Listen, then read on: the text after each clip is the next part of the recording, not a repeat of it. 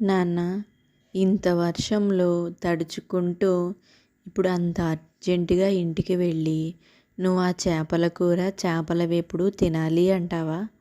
పద, అలా చెట్టు కింద నిలబడి వర్షం తగ్గిన తర్వాత ఇంటికి వెళ్ళి తీరిగ్గా నీ కోడలితో చేపల కూర చేపల వేపుడు చేయించుకొని తిందువు గాని ఇలా తడుస్తూ వెళితే మన ఆరోగ్యమే పాడవుతుంది నాన్న. సరేలే, నేను ఎంత మాట్లాడినా నువ్వు ఇప్పుడు ఏం సమాధానం చెప్పవని నాకు అర్థమవుతుంది. పద, ఇంటికి వెళ్ళి ముందు నువ్వు చేపల కూర తిందువు గాని. ఈ ఇంటి కోడలి పిల్ల, వర్షంలో అంతలా ఎదురు చూస్తున్నావు ఎవరి కోసమమ్మా? మీ మామయ్య ఇంకా అబ్బాయి కోసమా? ఆ, వస్తారులే, వర్షం పడుతుంది కదమ్మా, అందుకే ఎక్కడో వర్షానికి తడవకుండా ఆగి ఉంటారు. అందుకే ఇంత లేట్ అయ్యింది. పద, నువ్వెందుకు వర్షంలోకి వచ్చావు? లోపలికి వెళ్దాం పద, వాళ్ళే వస్తారులే. అది కాదత్తయ్య, ఇంత వర్షం పడుతుంది, ఇంత రాత్రి అయ్యింది కదా, అందుకే. అయినా నా మనసులో మాటలు ఈవిడతో ఎందుకు చెప్పాలి? మావయ్య తెచ్చే చేపల కోసం ఎదురు చూస్తున్నాను అని మళ్ళీ నన్ను తిండిపోతు కోడలు అనుకుంటుంది. అందుకే అత్తగారితో అయితే నేను దేనికోసం ఎదురు చూస్తున్నాను అనే విషయాన్ని అస్సలు చెప్పకూడదు అని కోడలు మనసులో అనుకొని, వస్తున్నాను పదండి అత్తయ్య, మావయ్య వస్తారులే. ఏమ్మా, మరి వాళ్ళిద్దరూ బాగా వర్షంలో తడిసి వస్తున్నారు కదా, వాళ్ళ కోసం తినడానికి ఏమన్నా చేయకూడదు? కొంచెం లోపలికి వెళ్ళి వాళ్ళు వచ్చేసరికి వేడివేడిగా ఏ ఉల్లిపాయ పకోడీనో మిరపకాయ బజ్జీనో వేస్తే చల్లటి వాతావరణానికి వేడివేడిగా తింటూ ఉంటారు వాళ్ళు. అత్తయ్య, ముందే మనం ఏదో ఒకటి చేసి అది వాళ్ళకి నచ్చకపోతే ఎందుకు వచ్చిన గొడవలేండి అత్తయ్య? ఆయన వచ్చిన తర్వాత ఆయన్ని మామయ్య గారిని ఇద్దరిని అడిగి వాళ్ళకి ఇష్టమైన టిఫిన్ ఏదో వాళ్ళకి చేసి పెడతాను. 5 నిమిషాల్లో చేస్తాను అత్తయ్య. సరేలేమ్మా, నీ ఇష్టం. వండేదానివి నువ్వే కదా, నీ ఇష్టం వచ్చినప్పుడే వండదువులే. కానీ నువ్వైతే ముందు ఇంట్లోకి పద. ఇంట్లో పిల్లలు ఇద్దరే ఒంటరిగా ఉన్నారు. నువ్వు ఒక్కదానివే బయట ఇలా నుంచుంటే ఈ వర్షంలో ఇంట్లో మాకు ఎలా ఉండబుద్ధి అవుతుంది? పదమ్మా, ఇంట్లోకి వెళ్దాం. అదేంటి అత్తయ్య అలా అంటారు? మీరు పిలిస్తే నేనేమన్నా ఇంట్లోకి రానన్నానా ఏంటి?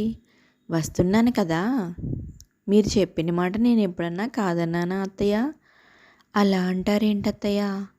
పదండి, ఇద్దరం కలిసి ఇంట్లోకి వెళ్ళి మసాలా తయారు చేసుకుందాం. అదే బజ్జీలోకి కావాల్సిన మసాలా తయారు చేసుకుందాం. ఇంతలో చేపలు ఉన్న బుట్టను తీసుకొని మావయ్య ఇంట్లోకి వస్తాడు. రండి మావయ్య, రండి, కావలసిన మసాలా అంతా రెడీ చేసుకున్నాను, మీకోసమే ఎదురు చూస్తున్నాను. త్వరగా వెళ్ళి ఆ చేపల్ని కొంచెం శుభ్రం చేసి ఇచ్చారంటే వేడివేడిగా చేపలు ఫ్రై చేసి తీసుకొని వస్తాను. అలాగే రాత్రికి చేపలతో పులుసు కూడా పెడతాను. ఎంతసేపటి నుంచి ఎదురు చూస్తున్నాను మావయ్య మీకోసం. వర్షంలో కూడా బయట అలాగే నిలబడ్డాను మావయ్య గారు. మా నాన్న కూడా అంతేనే. వర్షంలో బాగా తడిచిపోతున్నాం నాన్న, ఎక్కడైనా ఒక్కచోట ఆగుదామంటే ఆ ఒక్క నిమిషం కూడా ఆగలేదు, తడుస్తూనే వచ్చాడు. ఇలాగే మీ తిండిబోతు మామ కోడళ్ళు తిండి కోసం ఎంతకైనా తెగిస్తారే బాబు. మా నాన్న కూడా ఆ వర్షంలో తడుచుకుంటూ వచ్చాడే తప్ప ఒక్క నిమిషం కూడా ఎక్కడా నిలబడలేదు. ఇంట్లో నీ పరిస్థితి కూడా అలానే ఉందేమో కదా.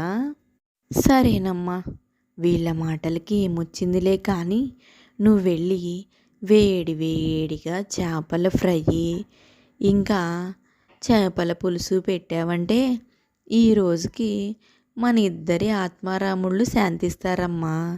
అప్పుడే మనం ప్రశాంతంగా నిద్రపోగలం. మనం కడుపు నిండా తినకపోతే మనకి నిద్ర రాదు కదమ్మా కోడలి పిల్ల. నేను వెళ్ళి చేపలు శుభ్రం చేసి తీసుకొని వస్తాను, నువ్వు వెళ్ళి వంటకు కావాల్సినవన్నీ సిద్ధం చేసుకోమ్మా. అలాగే మావయ్య, నేను మసాలాలు ఎప్పుడో సిద్ధం చేసుకున్నాను. ఇంకా మీరు చేపలు శుభ్రం చేసి ఇవ్వడమే లేటు. వెంటనే అరగంటలో గుమగుమలాడే చేపల పులుసు, కరకరలాడే చేపల వేపుడు రెండూ రెడీ చేసి మనిద్దరం కూర్చొని హాయిగా తిందాం. ఇన్ని మాటలు మాట్లాడే మా ఆయనకి కానీ అత్తమ్మగారికి కానీ ఒక్క ముక్క కూడా ఇవ్వద్దు మావయ్య అని కోడలు అంటుంది. అందరూ సంతోషంగా నవ్వుకుంటూ ఉంటారు. సరేలే, ముందు నాకు స్నానం చేయడానికి వేడి నీళ్ళు పెట్టు. వర్షానికి తడిచి వచ్చాను. ఇలానే ఉంటే రేపు ఉదయం పనిలోకి వెళ్ళినట్టే. జలుబు దగ్గు జ్వరం ఏది వచ్చినా మళ్ళీ రేపు పనిలోకి వెళ్ళటం కుదరదు, నీకు చేపలు తీసుకొని రావటము కుదరదు అన్న వెంటనే కోడలు త్వరగా వెళ్ళి భర్తకు వేడి నీళ్లు పెడుతుంది. కొద్దిసేపటికి వంట పూర్తవుతుంది. అందరూ కలిసి భోజనాల దగ్గర కూర్చుంటారు. చూడమ్మా కోడల పిల్ల, నువ్వు చేసిన ఫ్రై చాలా బాగుంది. అచ్చం రెస్టారెంట్లో తినేదానిలాగే ఉంది. నువ్వెందుకని ఒక హోటల్ పెట్టుకోకూడదు? హోటల్ పెట్టుకొని చేపల వ్యాపారం ఎందుకని చేయకూడదు? నువ్వు చేపల పులుసు ఇంకా చేప ఫ్రై బాగా చేస్తున్నావు కదా. మనకి చాలా డబ్బులు వస్తాయి. అతి తొందరలోనే మనం ధనవంతులం కావచ్చమ్మా. ఈ విషయం గురించి ఒక్కసారి ఆలోచించు తల్లి. నాకు ఎటువంటి అభ్యంతరమూ లేదు మామయ్య గారు. కానీ హోటల్ పెట్టాలంటే అది చాలా డబ్బుతో కూడుకున్న విషయం కదా. మన బ్రతుకులే అంతంత మాత్రంగా ఉంటున్నాయి. వారానికి ఒక్కసారి ఖరీదైన భోజనం చేయడానికే అవ్వడం లేదు. రోజు ఇంతింత తయారు చేయాలంటే చాలా పెట్టుబడి అవుతుంది. మిమ్మల్ని ఇబ్బంది పెట్టడం ఎందుకు అని నా మనసులోని ఆలోచనని ఇంతవరకు మీ ముందుకి తీసుకురాలేదు మామయ్య గారు. నువ్వేం బాధపడకే. ఆ డబ్బు విషయం నాన్న నేను చూసుకుంటాం. మేం పనిచేసే యజమాని దగ్గర అప్పుగా డబ్బు తీసుకొని వచ్చి నెల కొంత జమ చేస్తాం. మనకి హోటల్లో లాభాలు వస్తే ఆ అప్పు ఈజీగా తీర్చేయచ్చు. నువ్వు అదేం ఆలోచించకుండా రేపటి నుంచి బిజినెస్ ఎలా చేయాలని ఆలోచించు. అనుకున్నది తడవుగా ఇంటి ముందు ఒక ఫిష్ ఫ్రై బండి పెడతారు. అత్తయ్య, నేను ఒక్కదాన్నే వంట చేయాలంటే చాలా కష్టం. వేరే మనిషిని పెడితే వాళ్ళకి అనవసరంగా డబ్బు దండగా.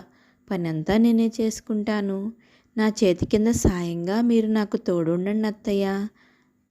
అదేంటి అలా అడుగుతావు? ఏదో పరాయి వాళ్ళని అడిగినట్లు. ఎందుకమ్మా అలా మాట్లాడతావు? అంతా మనందరం ఒకటే కదా. మనందరం ఒక ఇంటి వాళ్ళమే కదా తల్లి. నీకు సహాయం చేయకుండా ఇంకెవరికి చేస్తానే పిచ్చిమొద్దు. ఈ రోజు నుంచి ఈ హోటల్ మన ఇద్దరిది. అత్తా కోడళ్ళ చేపల ఫ్రై వ్యాపారం అని దీనికి పేరు పెట్టుకుందాం అని అంటుంది. ఆ రోజు నుంచి చేపల ఫ్రై చేయడం మొదలు పెడతారు. అతి కొద్ది కాలంలోనే అత్తా కోడళ్ళ బిజినెస్ చాలా ఫేమస్ అవుతుంది. కోడలు కూడా రకరకాల వంటలన్నీ చేస్తూ ఆ చుట్టుపక్కల ఉన్న కస్టమర్స్ అందరినీ ఆకర్షించుకుంటూ తన బిజినెస్ని పెంచుకుంటూ ఉంటుంది. ఇది అత్తా కోడళ్ళ చేపల ఫ్రై బిజినెస్. ఈ వీడియో కనుక మీకు నచ్చితే please like, share and subscribe చేయండి.